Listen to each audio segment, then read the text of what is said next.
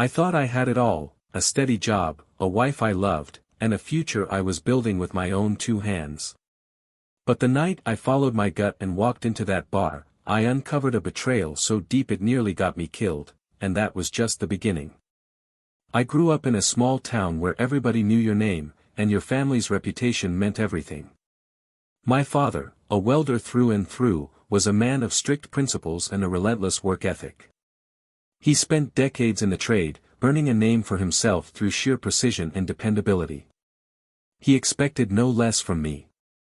By the time I hit 13, he had already put a welding torch in my hands, showing me how to master the delicate balance of heat and metal. The first time I ran a clean, even bead, I caught a flicker of pride in his eyes, subtle, but unmistakable. My mother, however, had different dreams for me. She wanted me to go to college, convinced that welding would be a backbreaking, thankless job that would wear me down over the years. But my mind was already made up.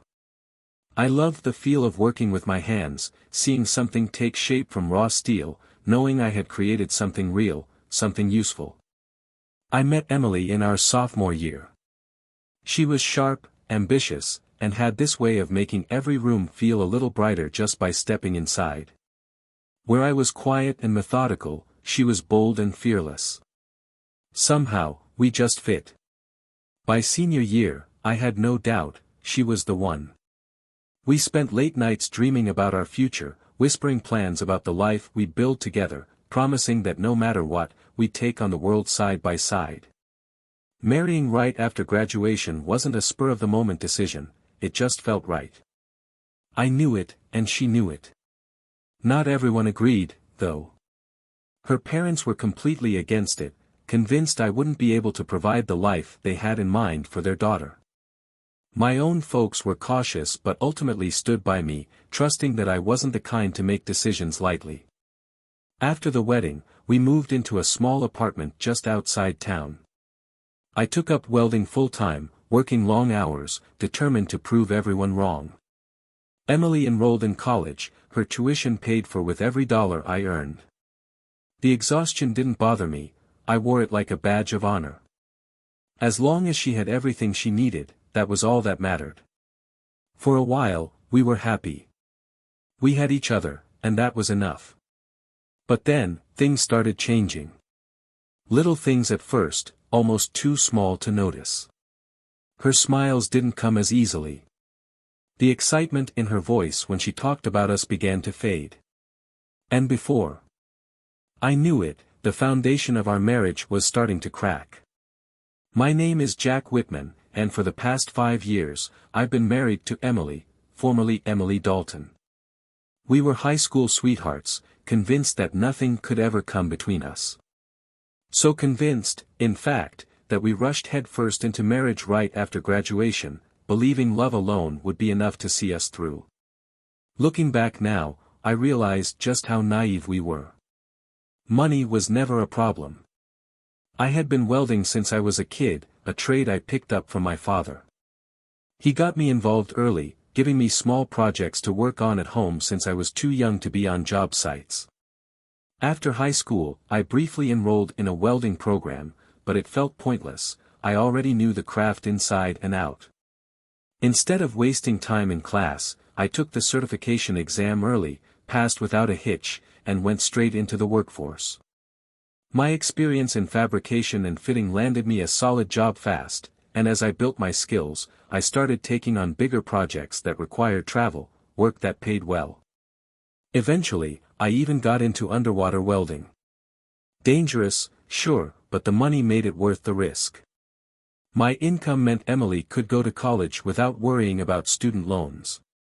Her parents never thought I could provide for her education, but I proved them wrong. When she graduated, they were just as proud of me as they were of her. In that moment, I thought we had it all. I thought we were invincible. But that feeling didn't last. Emily landed a job as a paralegal at McMaster and Fredericks, a top-tier law firm. At first, everything seemed normal. But slowly, things started to change. She began spending more and more time with a group from work, coming home late, first around midnight, then later, 2 in the morning, then 4. When I tried to call her, my calls went straight to voicemail. One Saturday morning, she sat at the kitchen table scrolling through her phone, barely acknowledging me. That was it, I couldn't ignore it any longer. I set my coffee mug down and met her gaze. "We need to talk." She sighed, finally putting her phone down. "About what?" "Friday nights. They used to be our time, Emily. Now I hardly see you. What's really going on?" She brushed it off, said it was just late nights with colleagues, part of the job. But something wasn't sitting right. That Friday, after a long day at work, I checked the location sharing app we had set up ages ago. She wasn't at a firm event. She wasn't even at a club. She was at a bar. I didn't hesitate. I grabbed my keys, got in my truck, and drove straight there. The second I stepped inside, I spotted her. She was at a table surrounded by a mix of men and women, but my focus zeroed in on one guy, sitting too close, laughing too much. It didn't take a genius to see what was going on. No one noticed me until I was standing right at their table. The guy next to Emily was the first to react. He looked me up and down, his expression shifting from mild irritation to amusement. "That what you want?" he asked, glancing at Emily. She hesitated, then nodded. "Fine." If she wanted to humiliate me, I wasn't about to back down. I wanted to see it for myself. "Go ahead," I said, voice steady. "Just remember, she's my wife. And I'll be watching." Jake, yeah, that was his name, grinned before taking her hand and leading her to the dance floor. I exhaled slowly, slid into his empty seat, and waved the bartender over for a beer. Most of the group had scattered, but one woman remained, watching me with an unreadable expression.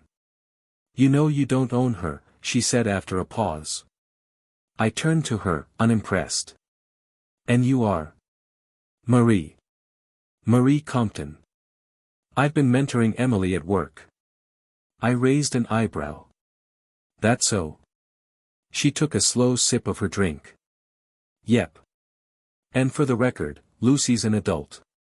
She doesn't need your permission to dance with someone." I exhaled through my nose, keeping my tone calm. "Well, for the record, she's married. And I expect you to respect that." Marie let out a small chuckle, swirling the ice in her glass. "Yeah. You keep telling yourself that."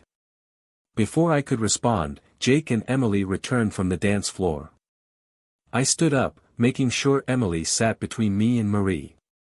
Jake shot me a look, clearly irritated, but I ignored him. His feelings weren't my problem. "So," he said, breaking the silence. "Emily mentioned you're a welder." I met his gaze. "That's right." He leaned back in his chair, smirking. "That pay well?" "What, $15 an hour?" I chuckled, shaking my head. "Try again." Jake scoffed. "What, 20? I took a sip of my beer, not bothering to answer. That seemed to get under his skin. "You know," he continued, his smirk widening, "guys like you always think hard work makes you special. But real success, that takes brains." I pushed my chair back, standing up. "You want to take this outside?" Jake shot to his feet, his face twisting with anger, fists clenched at his sides. "Go ahead," I said, locking eyes with him, daring him to make a move. For a second, I thought he might. His knuckles were white, jaw tight. But then, just as quickly, he hesitated. Took a step back. "Smart choice." "That's what I thought," I muttered before turning to Emily. "You coming?" She nodded quickly. "Right behind you." As I walked out, I could feel Marie's stare burning into my back. Emily pulled into the driveway a few minutes after me. Good. I grabbed a beer from the fridge, settled into the living room, and waited. She hesitated in the doorway, arms crossed. I'm not cheating on you. Her gaze dropped to the floor as she said it. Are you lying? I pressed, my voice low. Because that's the one thing I won't forgive. She shifted uncomfortably. Marie said maybe you were messing around when you travel for work. I let out a humorless laugh. That's a lie, Emily. We've known each other since we were kids. Have I ever cheated on you? She shook her head. No. And I never will. I said it firmly, making sure she knew I meant every word. I pull 16-hour days to provide for us. You know that. She nodded, voice barely above a whisper. I know. I raised an eyebrow. I see your payroll. You're one of the best welders in the business. Marie smirked, taking a slow sip of her drink. And 3, she gestured between me and Emily, to start a family with you. Emily's grin widened. Well, you've got the first 2. Want to work on the 3rd? I chuckled. Let's do it. That night, we reconnected. For a while, things seemed better. Emily stayed home on Fridays, and I made a conscious effort to be more present.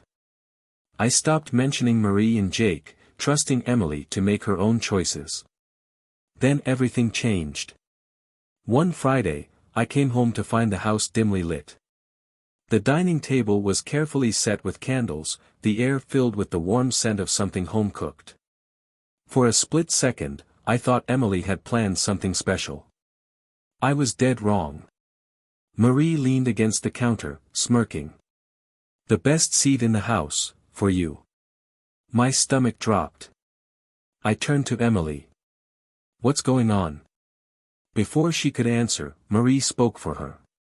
Of course she planned this. I clenched my jaw, my pulse hammering in my ears. And you agreed to this? Emily lowered her gaze.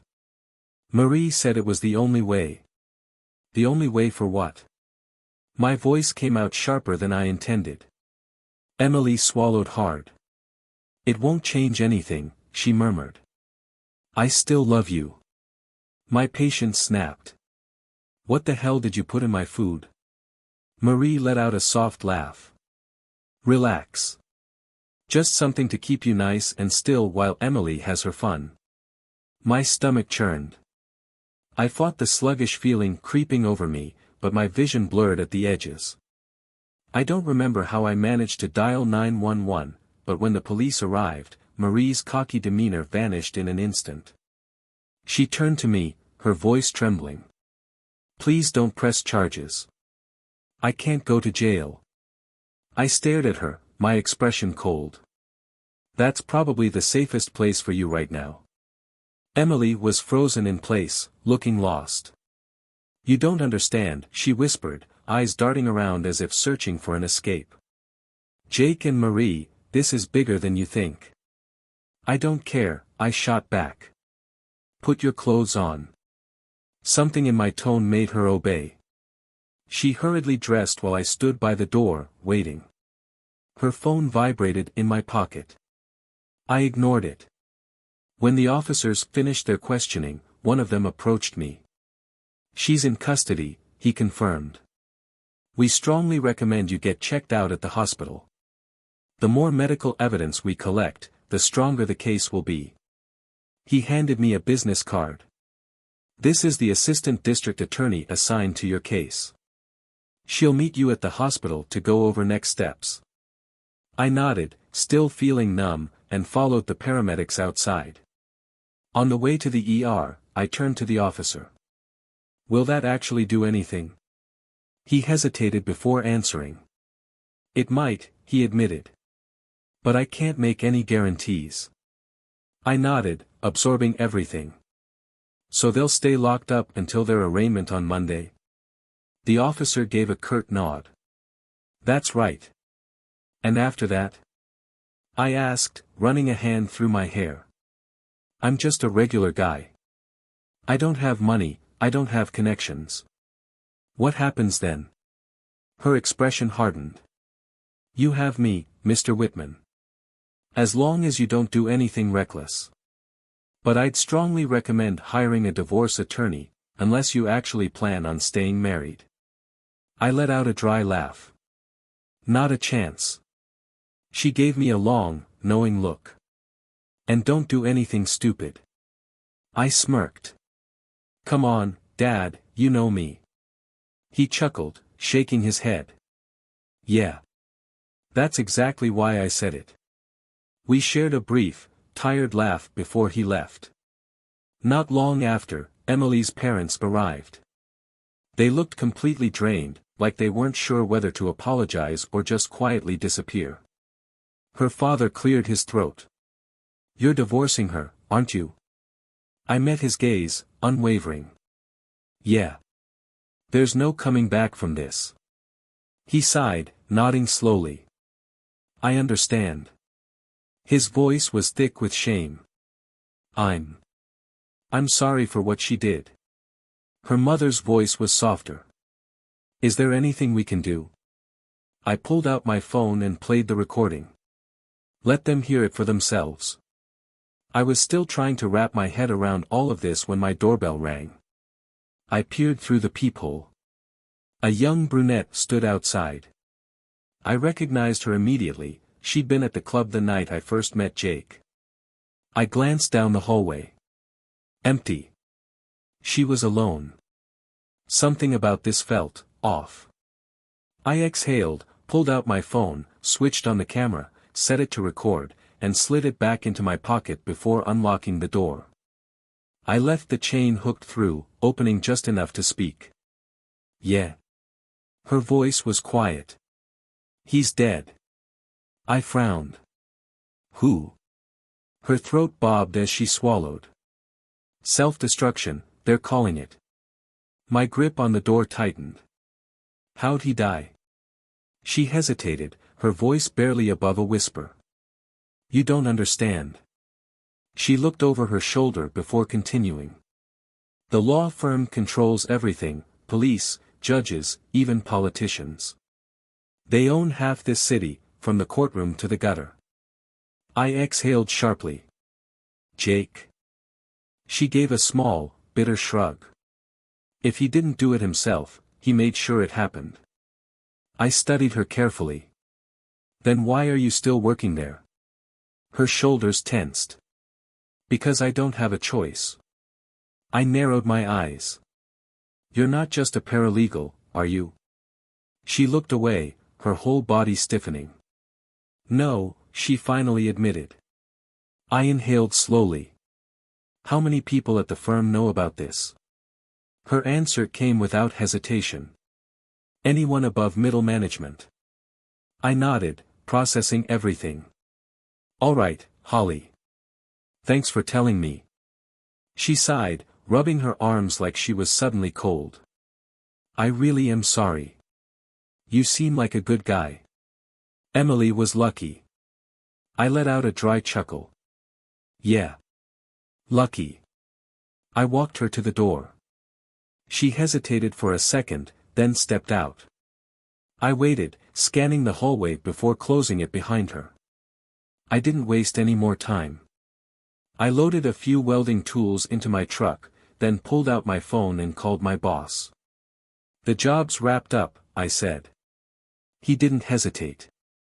You've got vacation days saved up. Take whatever time you need. Thanks, boss. One last check of the apartment. Then, I locked up, got in my truck, and hit the road. Half an hour later. I stood at Linda's door as she flipped through the photographs, her face turning pale. When she reached the note, her hands trembled slightly. You said you recorded your conversation, she asked, her voice barely above a whisper. I nodded and pulled out my phone. You'll want to hear this. I hit play. Jake had fought back, but now he was lying in a morgue. If I wasn't careful, I'd end up in the same place. By late afternoon, exhaustion finally caught up with me. I pulled into a rest stop, leaned back in my seat, and dialed a number. After a few rings, a familiar gruff voice answered. Yeah. Dave, it's Jack. Dave and I had worked together for years. He was solid, never asked unnecessary questions, never judged. The moment he recognized my voice, his tone shifted. "Jack, you old fool. What's up? I need a place to crash for a few days." "Say no more," he said without hesitation. "Just grab a couple of six-packs on your way." When I arrived, Dave's sister, Beverly, was the first to see me. Her eyes landed on my bruises, and her expression hardened. "Jack," she said quietly. "What the hell happened?" I exhaled. "That's why I'm here." Dave clapped a hand on my shoulder. "Come on, grab a beer and start talking." I pulled 3 bottles from the cooler, handing one to Dave before turning to Beverly. "Are you even old enough to drink?" She rolled her eyes, flipped me off, and grabbed a beer anyway. "Start talking. This is going to be awkward," I warned. She shrugged. "We're adults. Just spill it." So I did. I told them everything: Emily, Marie, Jake. The setup. The betrayal. The aftermath. By the time I finished, Dave was shaking his head. "No bail, huh?" "They're pushing for no bail, but after what Holly told me, I'm not hopeful." Dave nodded. "Well, you can stay here as long as you need." "Thinking 2 weeks tops." I said as long as you need. His voice left no room for argument. I exhaled. "Thanks, man." Dave smirked at Beverly. "I'm sure she can think of ways for you to repay us." Beverly rolled her eyes, but I caught the smirk. "Relax," Dave added. "Your family. Just breathe." Beverly stretched. "Speaking of family, I'm making breakfast tomorrow: scrambled eggs, hash browns." "Sounds great." She headed upstairs, and the moment her door shut, Dave flicked his cigarette into a can. "I'm hitting the sack. See you in the morning." I finished mine, then crashed on the couch, sleep hitting me instantly. A creak woke me. "Rise and shine," Beverly called. I groaned, checking the clock, 8:30 a.m. Forcing myself up, I grabbed a quick shower and got dressed. As I pulled my shirt over my head, my eyes landed on my wedding ring. I stared at it for a moment before pulling it off and tossing it onto the dresser. Downstairs, the smell of coffee and eggs filled the air. Beverly stood at the stove, flipping hash browns. My phone buzzed.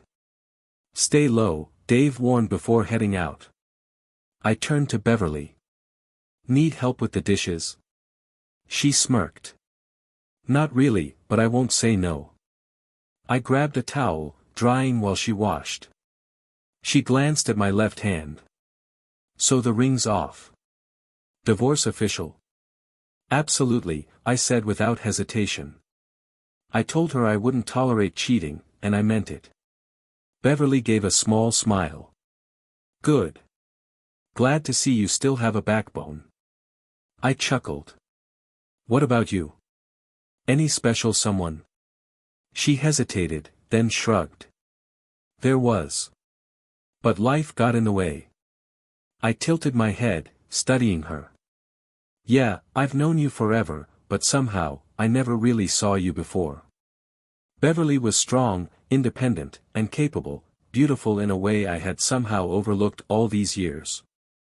How had I missed it? She caught me staring. "What?" The words slipped out before I could stop them. "You're incredible." Her eyes widened slightly before she looked away. "Don't mess with me." "I'm not." I shook my head. "You put your family first, you don't take handouts, and now you're out here building your own life. That's rare. I just wish I'd noticed sooner." She let out a soft chuckle. "You were too blinded by Emily." I exhaled. "Yeah. Guess I was." She flipped off the stove and leaned against the counter.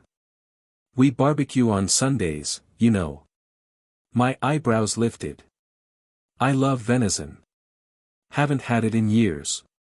Her grin widened. Perfect. I shot it myself, with Dave's flintlock. I blinked. You loaded it yourself? Of course, she smirked.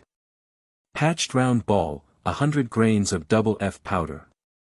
Even molded the bullet myself. I let out a low whistle.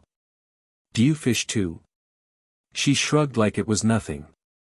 Bait my own hooks, clean my own catch. I shook my head, impressed. Is there anything you haven't done? Her smirk widened. Haven't rebuilt Dave's truck yet. That night, we grilled venison and ate out on the patio. After dinner, Dave and I grabbed beers and stepped outside for a smoke while Beverly finished tidying up. She said you're sleeping in her room, Dave said, exhaling a slow stream of smoke. I hesitated. Yeah. For how long? I rubbed the back of my neck. I don't know. Need to sort out the divorce first. Dave shot me a knowing look. You love her? I didn't even think before answering. Yeah. He nodded, satisfied. Good. You should have figured that out years ago. He smirked, taking another drag of his cigarette. Look, Bev's tough, but she's been through enough. Just make sure she knows you're in this for real. Later that night, Beverly and I sat on the couch, the quiet settling comfortably around us. As long as I know you're coming home to me, I can handle anything, she murmured. I held her gaze. I wish I'd met you before Emily. She gave me a small, knowing smile. Me too. But we found each other now. That's what matters. I love you. The words felt right, effortless. She smiled against my lips as I kissed her. I love you more. For the first time in a long time, I felt truly at home. The next morning, Beverly was up before anyone else, making breakfast before heading to work.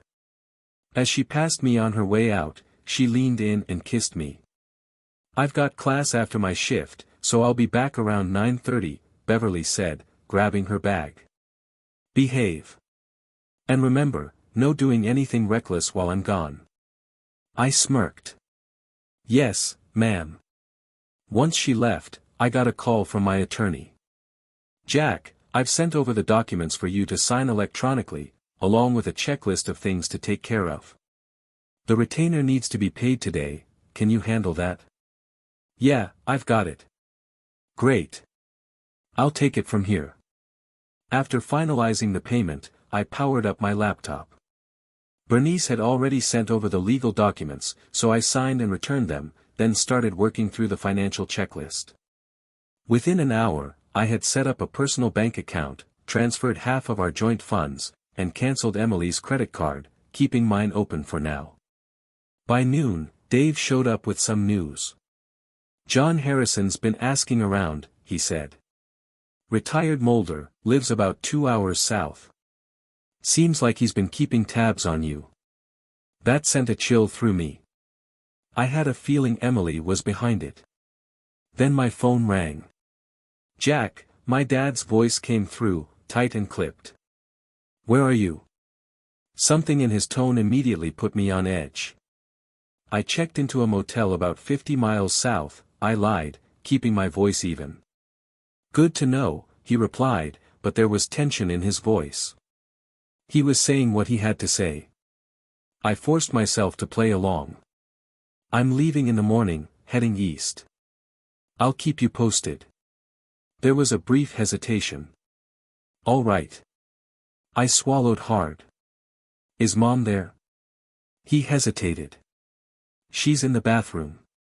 Something was wrong.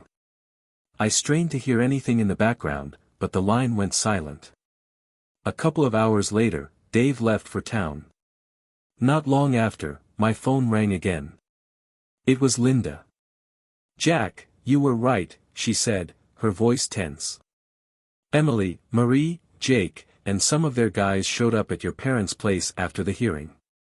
They tied them up. Threatened them. But your dad didn't give you up. My grip tightened on the phone. Did you catch any of them? We arrested one, but he's not talking. The others didn't buy your motel story. They're still looking for you.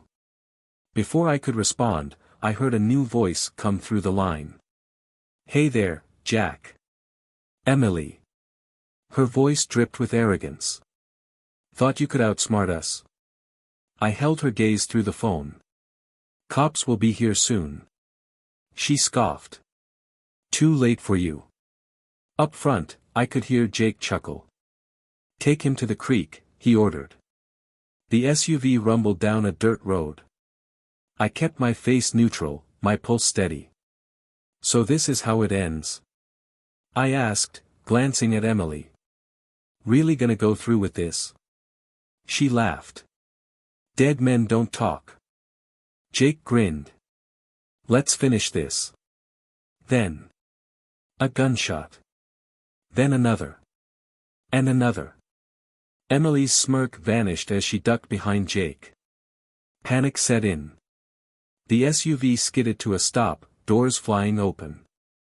I didn't hesitate, I dove out, hitting the ground hard. Then I saw them. Dave. Beverly. And two officers, rifles raised. Jake and Marie didn't stand a chance. By the time the coroner's van rolled away, it was finally over. Beverly and I rode back in silence, the adrenaline slowly wearing off. I glanced at her. Thought you had class. She exhaled. Dave found me at work. I dropped everything. I reached for her hand, and she squeezed mine tight. For the first time in a long time, I could finally breathe. I wrapped my arms around her waist, holding her close. How'd you find me? Beverly smirked. Followed the tire tracks. Climbed into my deer stand. Saw what was happening and reacted. I let out a low chuckle, pressing a kiss to her temple. I owe you everything. That night, I called Linda. It's over, I said simply. She let out a long sigh of relief. The next morning, Dave handed me a set of keys. What's this? I asked. He grinned. 3-bedroom house. On a few acres. Beverly's eyes widened. I thought it was sold. Dave smirked. Nope. That's your wedding gift, from me and your parents. She gasped. What? Brand new, fully furnished, already in your names. I shook my head, speechless. Dave chuckled. Go check it out. I need a break from hearing you two all night anyway. Beverly turned red as I laughed. That night, we celebrated with family. As Beverly curled against me in our new home, she whispered, everything turned out perfect. I kissed her forehead. Yeah, I murmured. We kept things simple, just a handful of family, no grand spectacle, no over-the-top wedding. Just real, honest love. The kind I should have waited for the first time around. Now, we've got a house of our own, a little land, and a baby on the way. Some nights, I still think about how different my life could have been, if I hadn't walked into that bar, if I had just let Emily keep her secrets. Maybe I would have stayed blind, kept welding, kept trying to hold together something that was already broken. But that's not my story anymore. Life settled into something steady, something real.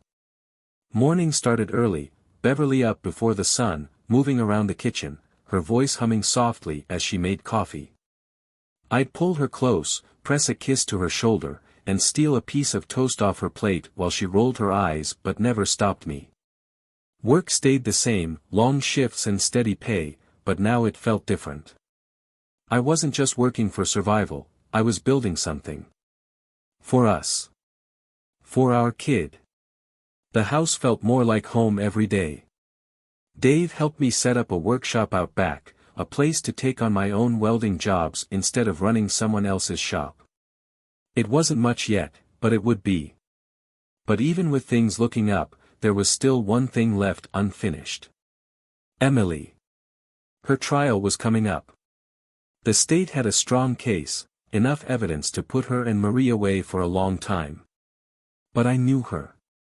Knew she wouldn't go down without trying to drag me with her. One afternoon, I got a call. Jack Whitman. The voice was unfamiliar, clipped and professional. Speaking. This is ADA Lauren Reeves. I'm handling the case against Emily and Marie. We need you to testify. I sighed, rubbing the back of my neck.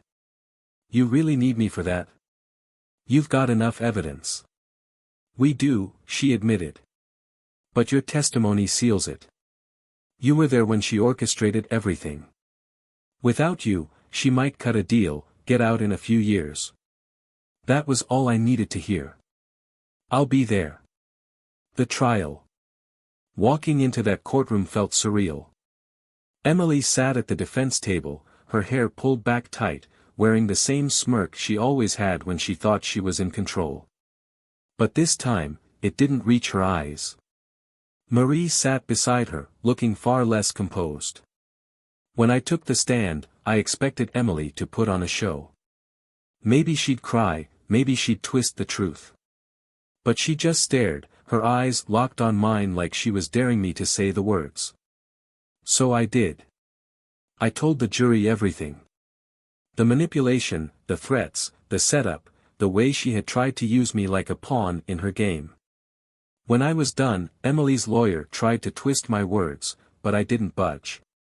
The prosecution's final blow was the recording I had made that night. Her own voice, clear as day, laughing, mocking, "Dead men don't talk." The jury didn't take long. Guilty. Emily's smirk finally dropped. Moving on. The night after the verdict, I sat on the back porch, staring at the dark horizon. Beverly stepped outside, 2 beers in hand, and settled next to me. "It's done," she said, passing me a bottle. I nodded. "Yeah. It is." She leaned into me, resting her head against my shoulder. "So, what now?" I exhaled. "Now. We get ready for the baby. We finish the workshop. We live." She smiled, running her fingers over my hand. "I like that plan." For the first time in a long time, there was nothing hanging over me. No weight on my shoulders. No ghosts of the past clawing at my heels. Just me, Beverly, and the life we were building. And that? That was enough.